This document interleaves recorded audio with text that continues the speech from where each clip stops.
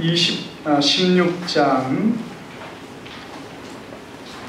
13절에서 20절까지입니다.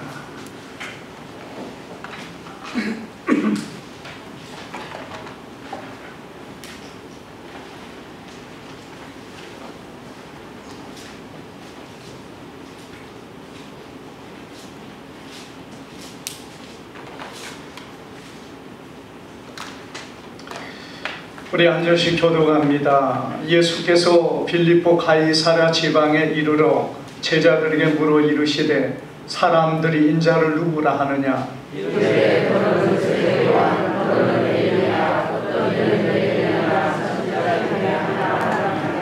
이르시되 너희는 나를 누구라 하느냐?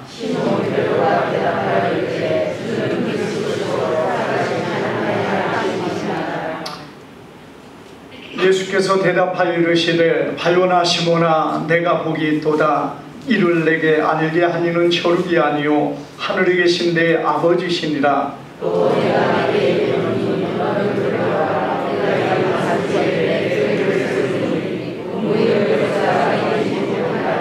내가 천국 열쇠를 내게 주리니 내가 땅에서 무엇이든지 매면 하늘에서도 매일 것이요 내가 땅에서 무엇이든지 풀면 하늘에서도 풀리리라 하시고 이에 제자들에게 경고하사 자기가 그리스도인 것을 아무에게도 이르지 말라 하시니라.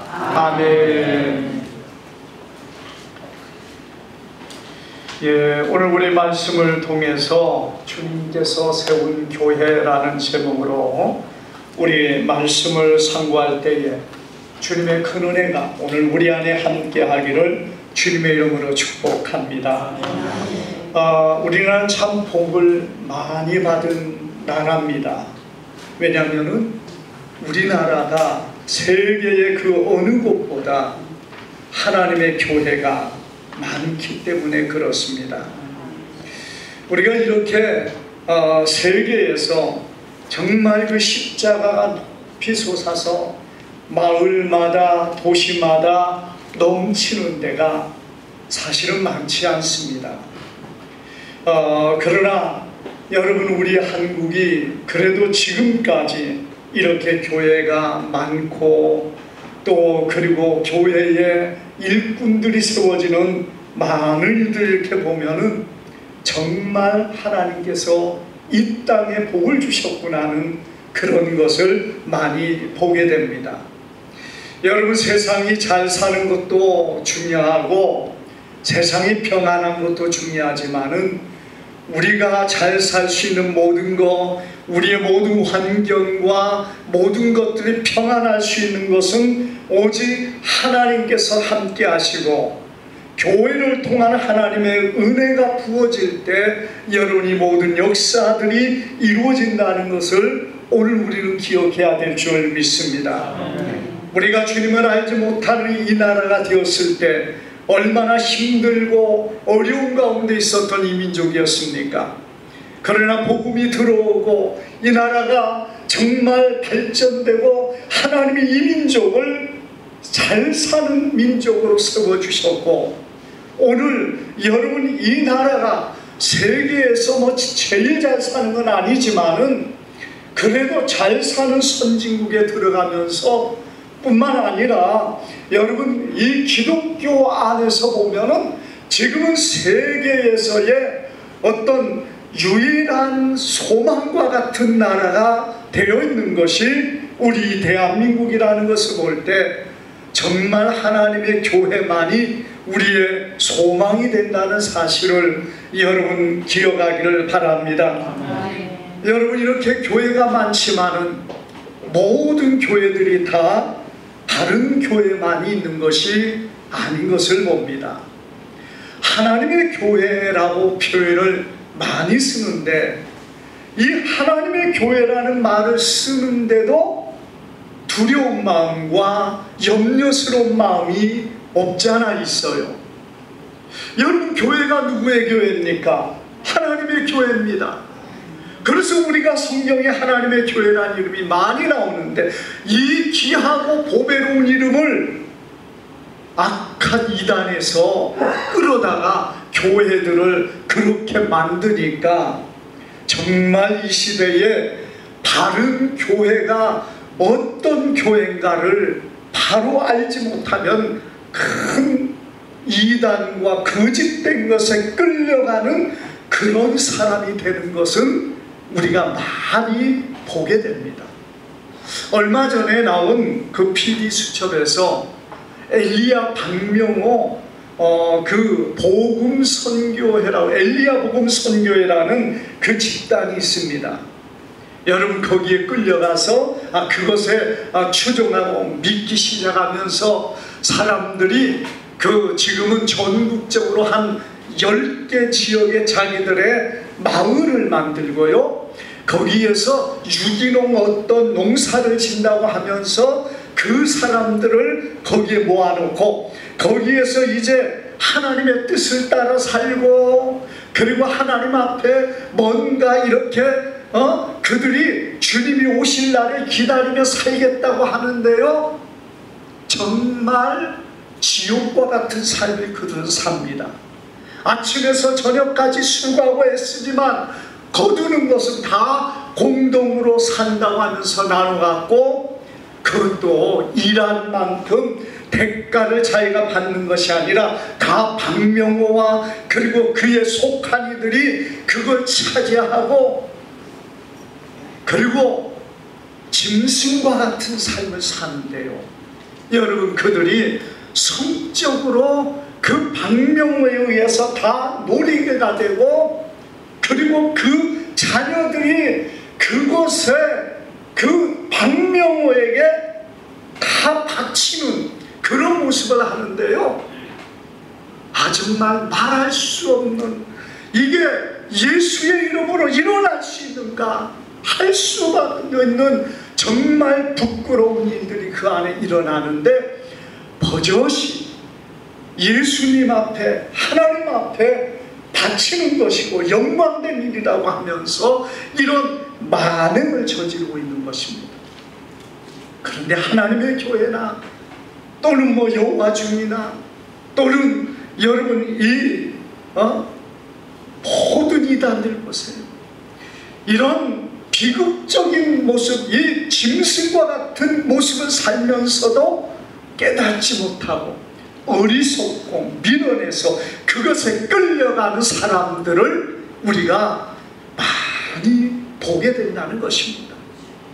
그래서 우리가 주님 오실 날이 가까운 이때에 여러분 경성하여 깨어있을 뿐만 아니라 진리 안에서 바른 말씀 안에 서 있는 하나님의 교회에 서야 될 것이고, 여러분 무엇보다 우리는 정말 바른 교회, 올바른 교회로 진리 안에 서 있는 교회 안에서 주님을 섬김으로 주님 오실 때에 주 앞에 설 수 있는 믿음의 사람이 되기를 주님의 이름으로 축복합니다. 물론 더 많은 교회가 정말 좋은 교회고 바른 교회가 많습니다.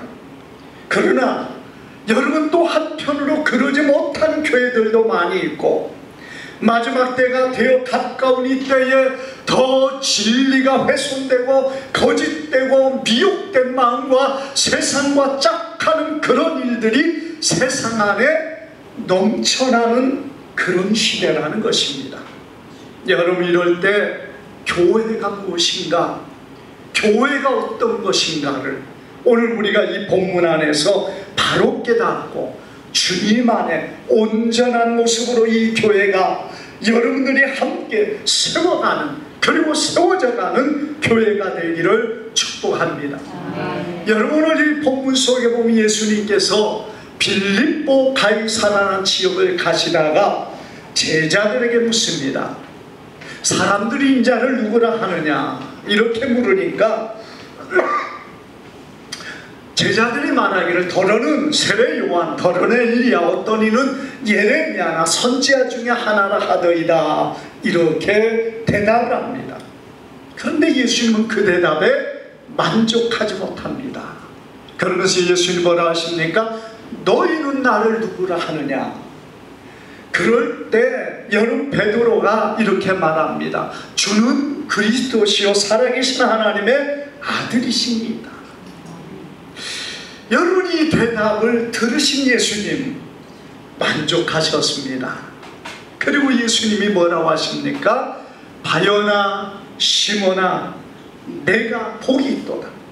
이를 내게 알게 하니는 혈육이 아니요 하늘에 계신 내 아버지시다.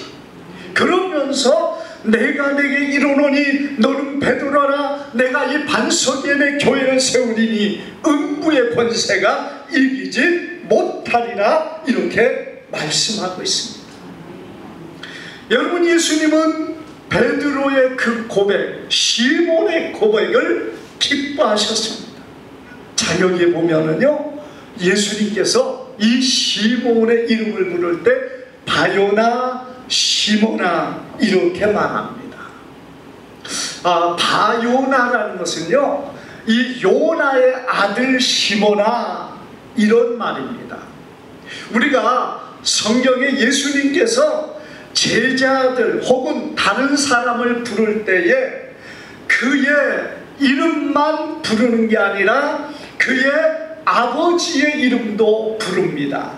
그런데 왜 이렇게 부르느냐? 사실 시몬이라는 이름이 많거든요. 시몬이라는 이름이요, 우리가 보면 흔한 이름입니다.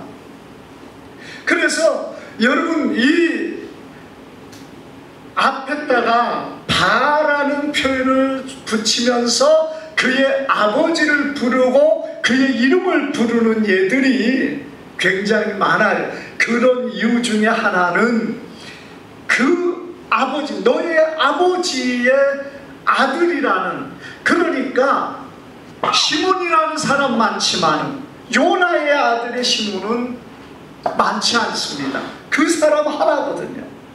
그렇게 되니까 바요나라는 그 아버지의 이름을 붙이게 됩니다. 그러면서 또 그 아버지의 믿음과 아버지의 그 뒤를 이은 그의 모습, 그리고 그 아들의 모습으로서 함께 그 이름을 부르고 있다는 사실을 보게 됩니다.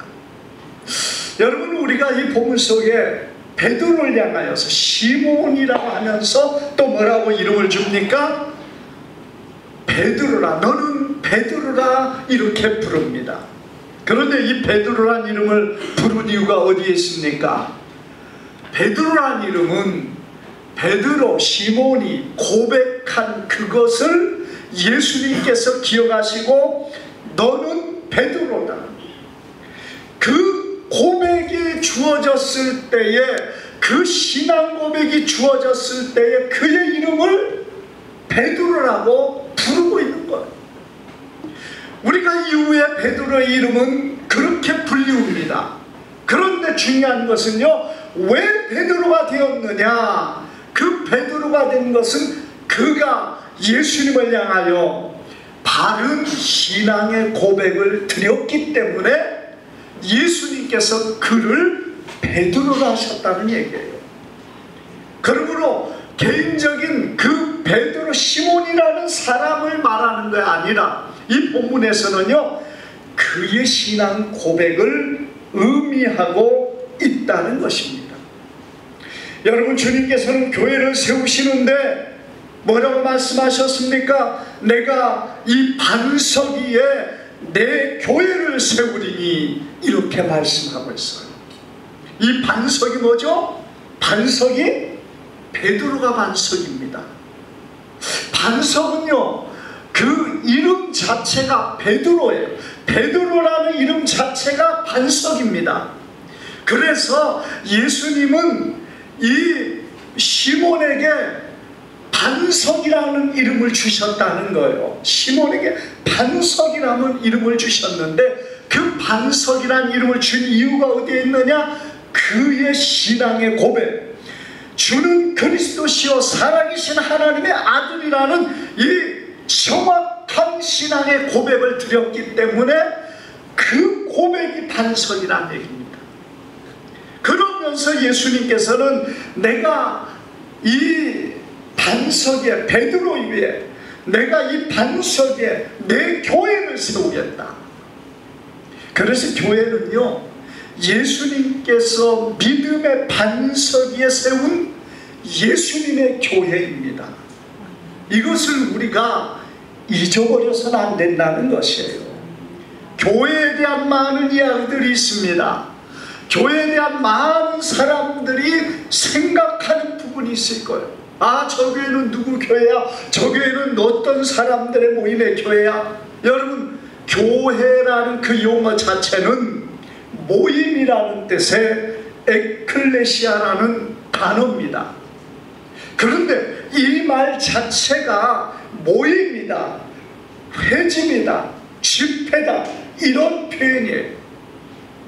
그러나 우리가 모였다고 해서 다 똑같은 모임이 아닙니다. 세상 안에서 여러분 수많은 모임들이 있습니다. 동호회가 있고, 여러분들 개인적인 친목회가 있고, 또 수많은 사람들이 모이는 모임이 있습니다. 그런데 이런 모임들이 다 에클레시아가 아니라, 여러분, 교회라는 그 모임은 뭐냐? 예수 그리스도를 구주로 고백하는 자들의 모임이라는 얘기예요. 그래서 하나님께서 부름받은 자들의 모임이 교회가 됩니다. 우리가 모인다고 다 교회가 아니에요. 우리가 여러분들이 나가가지고 여러분들 개인의 친목을 위해서 여러분들끼리 모여가지고 무슨 회를 모여 만들었다, 그게 잘못된 건 아니에요. 그렇다고 그게 교회가 되는 건 아니에요. 친한 친구들끼리 모임을 갖고 차를 마시고 음식을 먹고 때로는 어디 놀러도 가고 구경할 수 있어요. 여러분, 그러나 그것이 교회가 아니란 얘기입니다. 분명한 것은 교회는 여러분 주님이 세우신 교회고, 주님의 이름으로 모인 교회고, 주님의 영광을 위하여 모인 교회가 되어질 때에 주님의 교회가 된다는 사실을 믿으시기를 바랍니다. 그래서 여러분이 본문 속에 보는 것처럼 어디에다 교회를 세웠느냐? 주님께서 이 반석 위에 교회를 세웠다는 것입니다. 반석이 뭐죠? 베드로예요.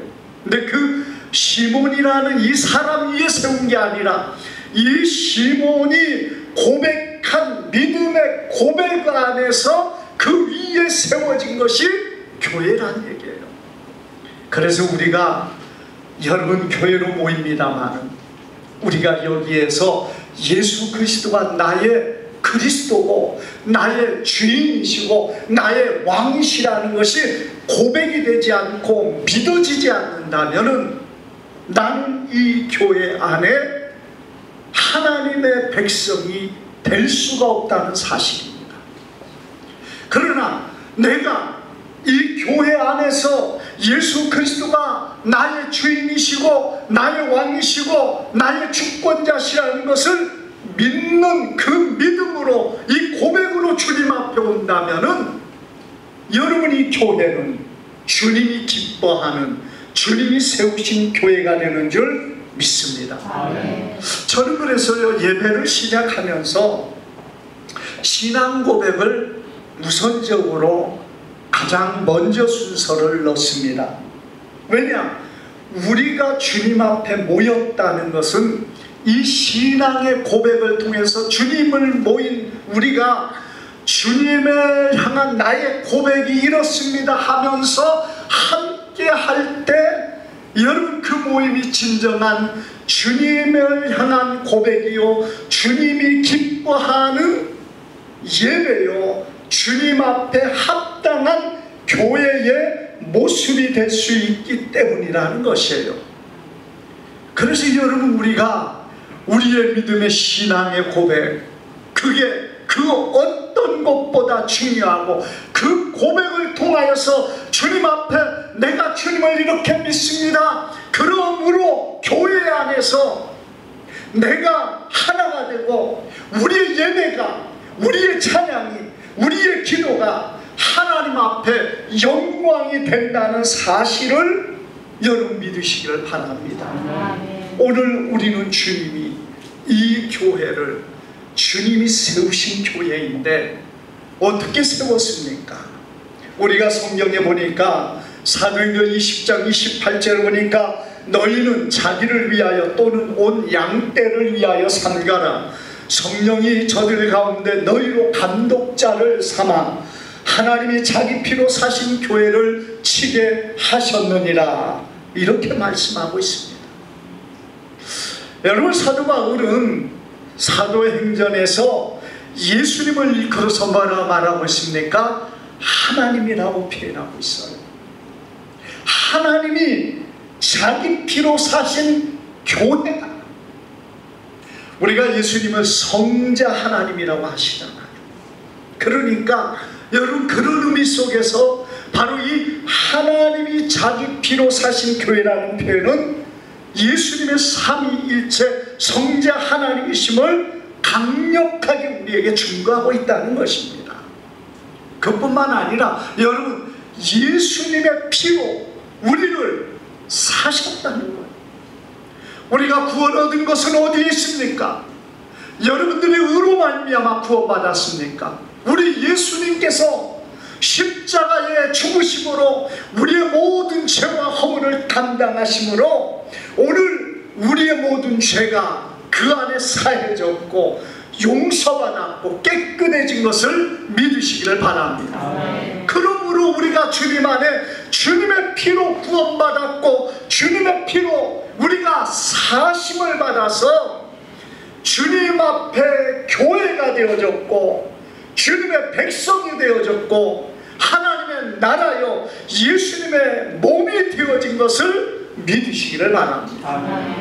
여러분, 그러기 때문에 교회는요, 주님이 핏값으로 사신 교회예요. 주님의 소유된 교회요, 주님이 주권자가 되신 교회라는 사실을 우리는 기억해야 됩니다. 근데 사람들은요, 자기의 생각을 따라서 교회를 바라보는 사람들이 참 많이 있습니다.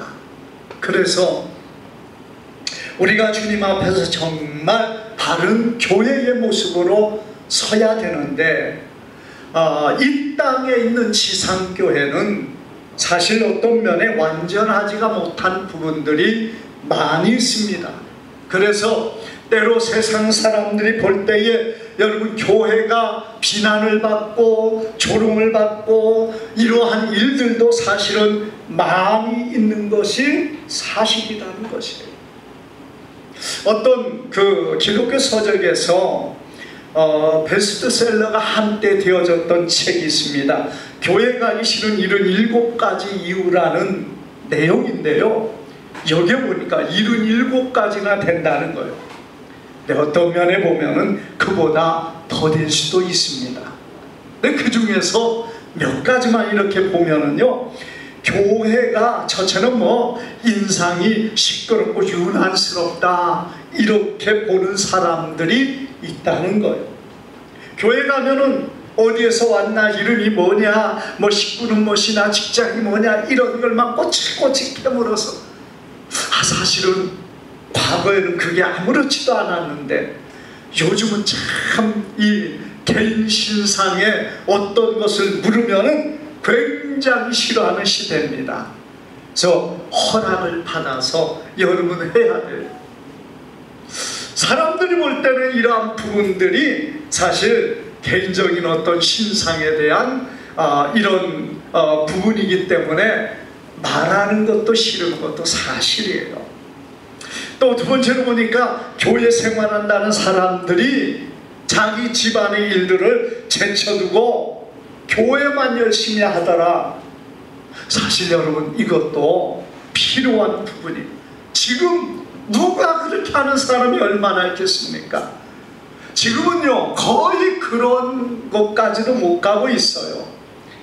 정말 그렇게 할 수 있는 사람이 있다면은 요즘에는 칭찬받을 수 있는 사람이 될지 모르겠어요. 물론 너무 과한 것은 항상 부작용이 일어나고 좋지 못한 것이 있습니다. 주님을 섬기는 자는 똑같이 해야 됩니다. 자녀와 가정도 사랑해야 되고 더불어서 교회도 사랑하고 섬기고 주님의 일에도 힘을 써야 돼요. 그래야 믿지 않는 사람들, 남편과 아내와 자녀와 부모를 주님 앞에 이끌 수 있다는 사실입니다.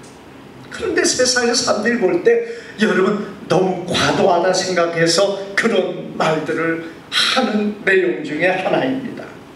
또 세 번째로 보니까 각종 모임에 지나치게 참여를 강요하는 일들이 교회 가기 싫은 그런 것 중에 하나다, 이렇게 말합니다. 여전도에 나와라, 구역에 참여해라, 남선교회 모여라, 봉사하러 가자, 일하러 가자, 이런 것들. 그런 거 없으면 얼마나 좋겠어요. 그래야 편한 것 같죠. 그런데 사실은 그런 일들이 있어야 신앙의 성장이 있고, 우리가 믿음 안에서 하나님 앞에서 정말 쌓아놓는 것이 있고, 주님 앞에 가는 그날에 내가 잘했다 칭찬받는 사람이 되는 거예요. 이거 완전 믿지 않는 사람들 시각 안에서, 초신자들의 생각 안에 보니까 그게 귀찮죠. 그러나 요즘 사람들이 뭘 좋아합니까? 날마다 교회만 잠깐 왔다가 뒤에 왔다 빠져가는 걸 제일 좋아하는 그런 시대가 되었어요. 이러한 일 앞에서도 우리가 정말 조심해야 될 부분은 조심해야 됩니다. 시대가 너무나 개인주의적으로 돼서 옛날 같은 그런 모습으로 선다는 것이 참 어려운 것은 사실입니다. 네 번째로 보니까 교회가 배타적이고 고리타분하다는 겁니다. 그것도 못하냐 이렇게 하면서 여러분 사람들이 자기만 전부인 것처럼 이렇게 말하는 사람들 때문에 우리가 도와주고 그러는 말은 참 좋은데, 나는 이렇게 하는데 당신은 그렇게 못한다고 어떤 그런 부분을 지적하는 것은 오늘 교회가 굉장히 사람들에게 좋지 못한 인상을 주는 그러한 부분이라는 거죠. 그리고 다섯 번째로 보니까요, 교회가 보니까 세상과 별로 다른 게 없더라. 세상의 모임과 다른 게 없는 것이, 여러분 그 안에 시기와 질투가 있고, 그리고 그 안에서 어떤 인간적인 어떤 자기의 힘을 과시하려고 사람들에게 그런 것들을 나타내려고 하고, 또 수많은 그런 부분들이 교회 안에 있는 그것 때문에 사람들이 상처를 입고, 그래서 교회를 가기 싫은 이유 중에 하나로 말하는 사람들이 있다는 거예요. 우리가 이런 것이 77가지가 있다는 것이 얼마나 참 안타까운 일입니까? 예수 그리스도의 교회, 여러분 주님이 세운 교회고 주님의 피값으로 사신 교회가 사람들에게 인정받고 사랑받고 가고 싶은 교회가 되고, 성도들이 기뻐하고 즐거워하며 행복한 교회가 되어야 되는데, 서로의 상처를 주고 아픔을 주고, 그리고 여러분 이러한 모습 가운데 있다면은 교회가 교회의 모습으로 온전할 수 있겠습니까? 오늘 사랑하는 여러분, 교회는 주님이 머리가 되시고 교회는 주님의 몸이라는 것이에요. 몸과 머리는 분리할 수 없는 불가분의 관계입니다. 결코 따로 떨어질 수 없다는 거예요. 여러분들 안에서 예수 그리스도가 머리가 되지 않으면 나는 주님과 상관없는 존재라는 얘기입니다. 여러분, 주님이 내 머리가 된다는 것은 무엇을 말합니까? 주님이 나의 모든 것을 주관한다는 것이에요. 내 머리가 내 몸의 모든 걸 주관한다. 그럼 내 몸의 머리가 누굽니까? 예수님이 돼야 되는 거예요.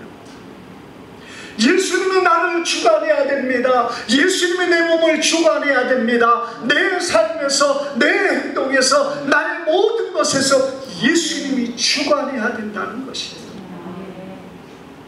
그런데 여러분, 머리가 나를 주관하지 못하면 내 몸은 어떻게 됩니까? 그런 사람들이 간혹 있죠. 충격을 받고 사고를 당해서 내가 죽은 사람들, 식물인가, 머리가 죽어버렸어요. 머리가 마비가 된 것 정도가 아니라 아예 머리에 충전이 되지 않는 거예요. 혈액이 공급이 안 되니까 어떻게 됩니까? 머리가 죽어버리니까 뭐 예수님이 죽은 게 아니라, 여러분, 머리가 죽은 사람이 그렇게 되니까 몸을 움직이지 못하는 거예요. 그런 사람은 호흡도 자기가 못합니다. 어떻게 합니까? 인공호흡기를 통해서 호흡을 합니다. 그런데요, 정말 안타까운 것은 정말 이처럼 식물 인간과 같이 호흡기로 연명하는 그런 믿음의 사람이라는 사람들, 교회들이 많이 있다는 거예요. 정작 예수님으로 말미암아 은혜와 그리고 그의 지시를 받지 않고 그의 모든 명령과 전혀 상관없이 호흡기로 인공으로 여러분 살아가는 성도들, 교회의 모습, 이게 살았다 하나 죽은 자가 되어 있다는 얘기예요.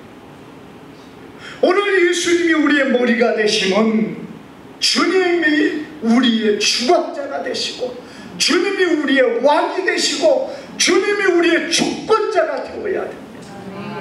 그럴 때 그의 삶이 주님으로 말미암아 복된 삶이 되는 것을 믿으시기를 바랍니다. 요한복음 15장에 나는 포도나무여 내 아버지는 농부라 내가 무릎부터 내게 붙어있어 열매를 맺지 아니하는 가지는 아버지께서 그것을 재버리시고 무릇 열매를 맺는 가지는 더 열매를 맺게 하려 그것을 깨끗하게 하시느니라, 이렇게 말씀하고 있습니다. 그러면서 무엇을만 나는 포도나무 너는 가지니 그가 내 안에 내가 그 안에 거하면 사람 열매를 많이 맺나니 나를 떠나서는 너희가 아무것도 할 수 없습니다. 여러분, 우리는 포도나무의 가지와 같이 주님을 표현하고 있습니다. 주님이 포도나무 줄기가 되고 우리는 가지가 되어서 주님으로 말미암아 공급받는 그것으로 내가 열매를 맺고 내가 살아갈 수 있다는 사실을 말하고 있습니다. 사랑하는 여러분, 그런 삶은 무엇을 말하고 있습니까? 성경에 보니까 교회가 진리의 기둥과 터라고 말씀하고 있어요. 디모데전서 3장 15절을 보니까 만일 내가 지체하면 너로 하나님의 집에서 어떻게 행할 것을 알게 하려 함이니 이 집은 살아계신 하나님의 교회요 진리의 기둥과 터리라, 이렇게 말씀하고 있습니다. 여러분, 교회가 진리의 기둥과 터라는 얘기입니다. 교회가 어디에 세워져야 됩니까? 진리 안에 세워져야 돼요. 여러분들이 개인마다 주님의 교회로서 내 삶의 근간이 되고 내 삶의 어떤 정말 원동력이 되는 것이 무엇이며 내가 판단하고 내가 선택한 것이 무엇이냐에 따라서 내가 무엇을 따라가는 사람인가, 내가 진리를 따라가는 사람인가, 아니면 거짓을 따라가는 사람인가 구분되고 있다는 얘기입니다. 여러분, 구약의 시편 1장 1절에 무엇을 말하고 있습니까? 복 있는 사람은 악인의 꾀를 쫓지 아니하고 오만한 자의 자리에 앉지 아니하고 죄인의 길에 서지 않는다고 분명하게 말하고 있어요. 교회가 진리 안에 있다는 것은 무엇을 말합니까? 진리로 따라 사는 사람을 말하고 있어요. 진리를 따라 사는 것은요, 우리가 무엇을 선택할 때 이것을 선택하면은 내게 많은 유익이 오고 내게 많은 물질과 내게 유익한 많은 것들이 오고 이쪽을 선택하면 그것을 잃어버리는 그런 삶이 모습이 있다고 보세요. 여러분, 내 안에 뭐가 나를 지배하고 있다면 내가 어떤 것을 선택하는 사람이 되겠습니까? 내가 물질의 지배를 받고 물질이 최고가 되고 그것이 나의 모든 기초가 되어서 어떻게든 죽더라도 나는 물질을 잡아야 돼, 이런 사람은요 당장에 그것을 잡습니다. 거짓과 부정과 온갖 악한 것이 있을지라도 물질을 잡는 것에 손을 펴고 그날을 그렇게 그것을 위하여 살아갈 것입니다. 그러나 내 안에 진리가 있고 예수 그리스도가 내 안에 계시고 진리 안에 참된 것 안에 선다면 거짓을 버리고 부정을 버리고 나는 그것을 잃어버린다 할지라도 예수 그리스도의 말씀을 붙잡고 그 말씀을 따라 내가 살아가는 사람이 된다면 바로 그가 진리 안에 서는 사람이 되는 것을 믿으시기를 바랍니다. 우리가 뭐 대단한 것을 말하는 건 아니에요.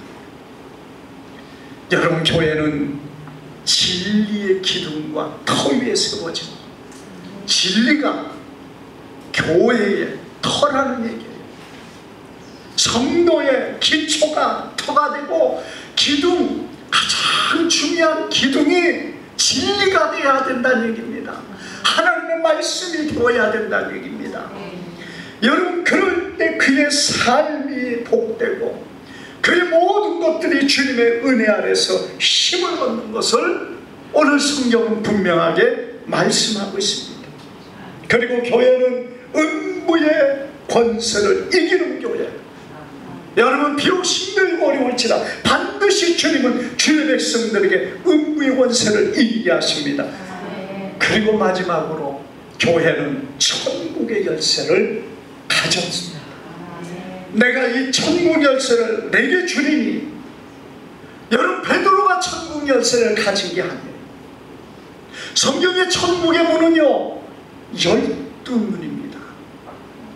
우리가 과거 여러분 생각하는 그 12문은 한 문을 열고 들어가면 또 열린 문이 나오고 또 문을 열고 나면 이래서 12개의 문이 있는 게 아니에요. 우리가 성경에 여러분 출애굽기에서부터 보면은 12지파가 진행할 때, 행진할 때와 그리고 그들이 터를 잡고 이렇게 그들이 천막을 칠 때 12지파가 동서남북 사면에 3지파씩 그들이 있게 됩니다. 그리고 이것이 새 예루살렘에 내려오는 그 문의 모습이 되어 있는 거예요. 그래서 여러분, 베드로가 천국의 열쇠를 가진 건 아니에요. 이 믿음의 고백이 천국의 열쇠입니다. 옛날에 오래전에 군대에서 있었던 일인데요, 이 군대 이 밤중에 이제 말년 고참이 커피를 마시고 싶어가지고 전방에서 그 커피를 다방에 배달을 시켰어요. 그랬더니 이제 다방의 아가씨가 밤중에 오토바이를 타고 걸어서 그 커피를 가지고 군대 윌용수 앞으로 왔습니다. 그러면서 이제 오니까 왜 사람의 발자국 소리가 들으니까 경비를 서고 있던 이 사병이 그를 향하여서 뭘 하겠습니까? 안구를 대라는 겁니다. 밤중이니까 암호를 대라는 거예요. 암호 이렇게 안구를 대라고 딱 하니까 이 사람이, 여자가 깜짝 놀라기도 하고 자꾸 안구를 대라오니까 여자가 재밌어가지고 웃은 거예요. 그러면서 호호하면서 웃으니까 이 사병이 그냥 깜짝 놀래가지고 그대로 총을 쏴버렸습니다. 여러분, 그래가지고 그 여자는 그 자리에서 죽고 말았고, 오늘 같으면은 뭐 아마 세상이 뒤집어졌겠죠. 그런데 그때는 이 사병이 도리어 휴가를 갔다는 거예요. 그래 그런 일들이 있었다는 그 이야기입니다만은, 여러분, 그 여자가 왜 죽었습니까? 암호를 어떻게 하냐고요. 우리가 천국에 들어갈 때요, 그냥 들어가는 게 아닙니다. 네가 나를 누구라 하느냐. 여러분, 많은 믿음의 사람들이 천국 앞에서 그것을 질문받는다는 거예요. 때로는 그러지 않는 사람도 있어도요, 여러분, 믿음의 사람들이 천국에 갔다 온 사람들 중에서 보면은 천국 문 앞에서 그것을 묻는다고 합니다. 예수님을 뭐라 하느냐? 여러분, 뭐라고 하겠습니까? 우리가 이 베드로가 말하는 것이 열쇠입니다. 예수님은 그리스도시요 살아계신 하나님의 아들이십니다. 이게 암호예요. 천국의 열쇠예요. 이걸 대답해야 돼요. 그런데 어떤 목사님도 천국 앞에서 그 말이 안 나오더라는 거예요. 그냥 머리로는 하는데 이게 입 밖에 고백되어지지 못하더라는 겁니다. 그게 아무렇게나 되어지는 게 아니라, 여러분, 주의 성령으로 주님의 역사하심으로 은혜 아래서 그 고백이 이루어진다는 사실을 믿으시기를 바랍니다. 아멘. 천국의 열쇠는요, 다른 게 아니에요. 자물통을 가서 열어야 들어가는 게 아니고, 천국의 열쇠는 암호입니다. 그것이 뭐예요? 오늘 예수 그리스도에 대한 나의 고백, 주는 그리스도시요 살아계신 하나님의 아들이라는 이 분명하고 확실한 고백이 되어질 때 천국으로 들어갈 수 있다는 사실을 우리는 기억하기를 바랍니다. 아멘. 오늘 우리 하나님의 교회, 이 양곡 성황교회, 주님이 세우신 교회입니다. 주님의 핏값으로 세운 교회입니다. 주님의 몸이 되고, 그리고 주님의 영광이 되어야 될 것이 교회고, 세상 안에서 마귀와 어둠의 권세를 이기고 싸워 승리하는 교회입니다. 우리가 주님 앞에 서는 그날까지 이 믿음의 고백을 붙잡고 주님 앞에 든든히 서가는 귀한 우리 양곡 성황교회와 모든 성도들 되기를 주님의 이름으로 축복합니다. 기도하겠습니다. 거룩하신 아버지,